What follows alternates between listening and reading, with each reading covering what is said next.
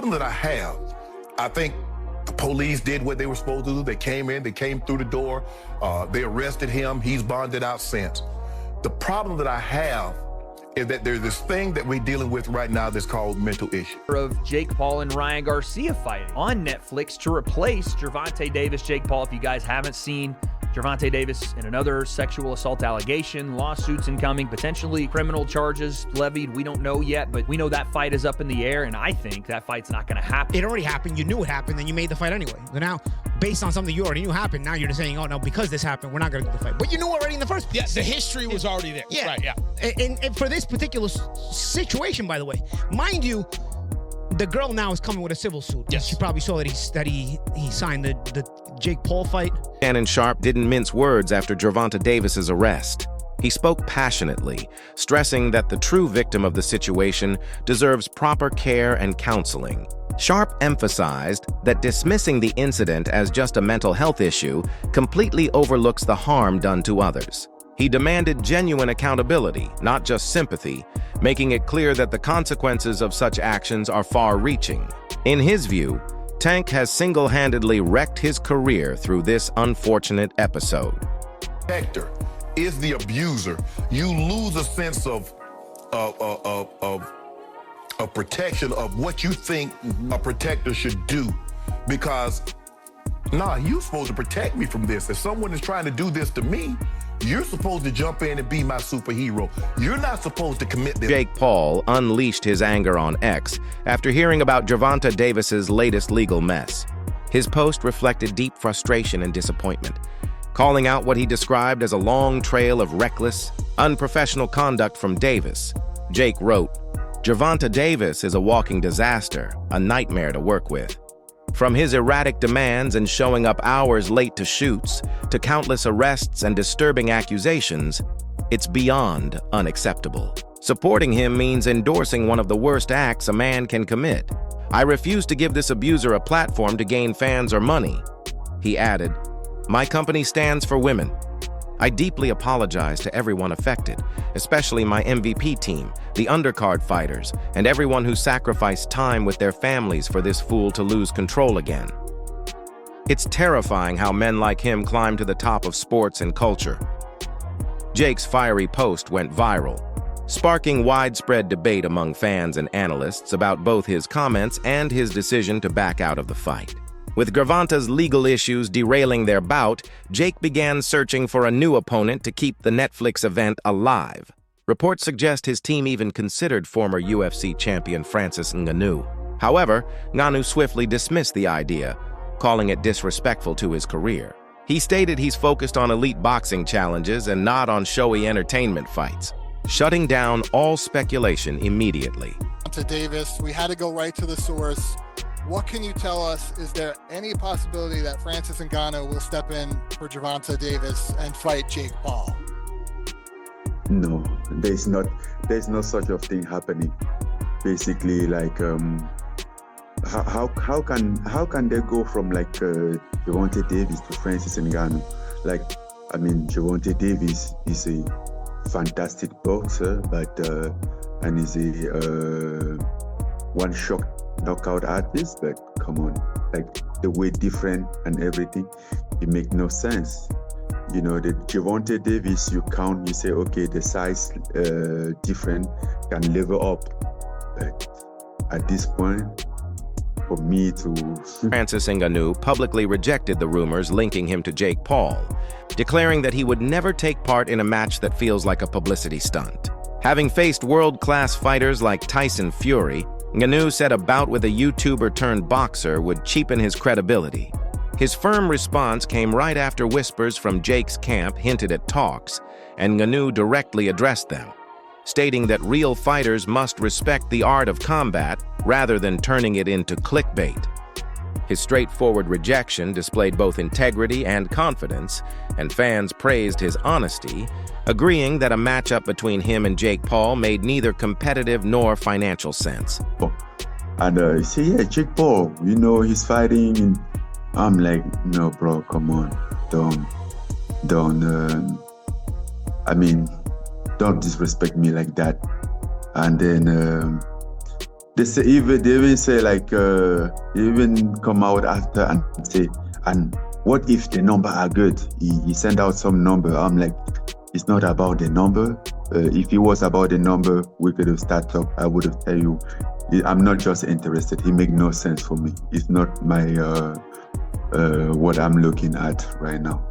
So there is no dollar amount. It's more the opponent. The fight makes no sense. They could offer you $100 million and you wouldn't be interested. The fight made no sense. That's what I think. That's my my position. And though I went back, I saw With Gervonta Davis out, Jake Paul is now in a tough position trying to find a worthy replacement. Ryan Garcia's name surfaced briefly, but the idea quickly died. Garcia is signed under Golden Boy Promotions, while Jake operates through his own Netflix-backed promotion. These conflicting deals and broadcast rights make any potential matchup nearly impossible. Moreover, Garcia's camp has shown zero interest in participating in a Netflix event. Jake's team remains eager to land a big name to sustain fan excitement. But the shrinking list of available fighters is making the situation more challenging by the day.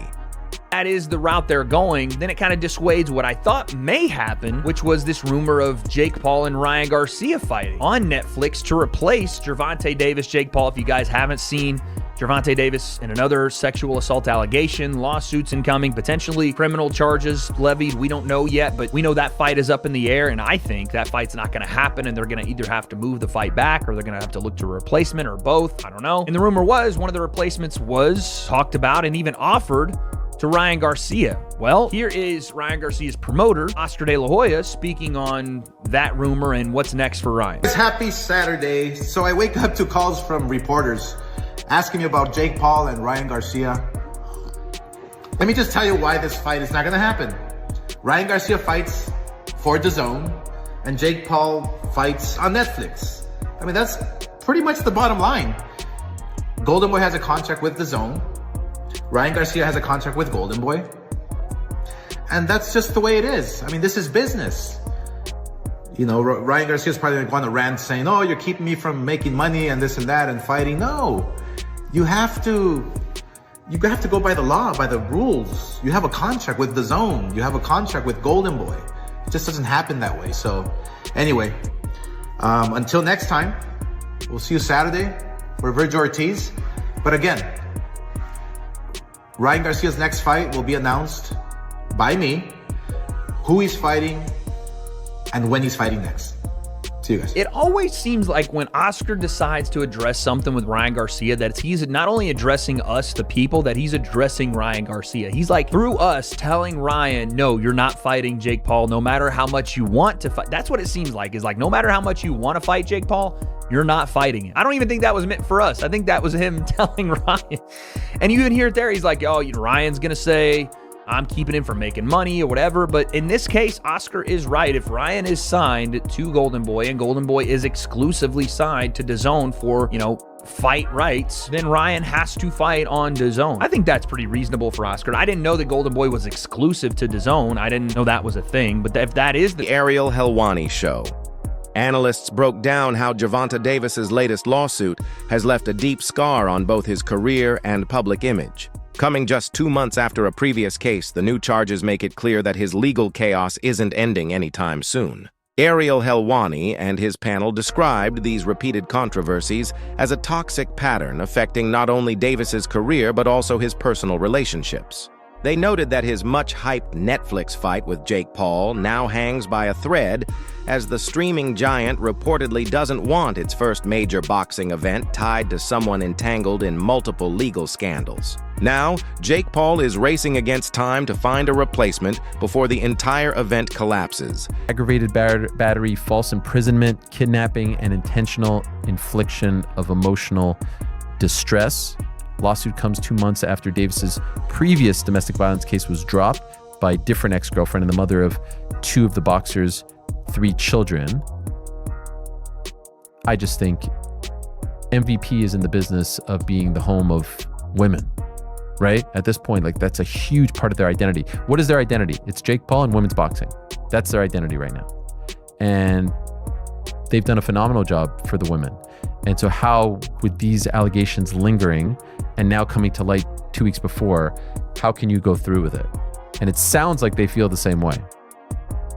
It's an impossible spot to be in. The only part I'd say is, like, you kind of know who this guy is ahead of time. Like, this is not exactly a shocking revelation. Like Tank Davis is, this is not the first rodeo. But I do think it's too close to the fight to really be, messing around here. Like, you got to figure out a new solution. And so there's been multiple reports regarding people that they've reached out to. Names like Ryan Garcia have been brought up. Terrence Crawford has been brought up. Francis Ngannou has been brought up. And Francis Ngannou spoke to TMZ today, and he did confirm that he was contacted. And the quote was, "How can they go from Gervonta Davis to Francis Ngannou? It makes no sense." He was like, quote, "We think about you to fight Jake." I'm like, what? Which Jake? Bro, come on, don't disrespect me like that. What the fuck is that? That might have been the most timely "what the F is that" of all time. What do you guys think about that stance from Francis? Because actually, there's a part of me that thinks, take the fight, you knock him out, you'll be like 65 pounds bigger than him, and it's a nice little feather in your cap. I think that was a great backup solution. I think Francis versus Jake is a great fight. If it goes all according to too. plan, like he should theoretically get paid a bunch of money, knock out Jake Paul, and make off like a bandit. There is always the world where it goes awry. If he were to drop the fight to Jake Paul, that would right. But I mean, you could literally say that about any fight. Are you just saying that the risk is greater than the reward? I don't think so. In my eyes, losing to Jake Paul is worth. It wraps up today's video. Stay tuned for more updates. Until next time.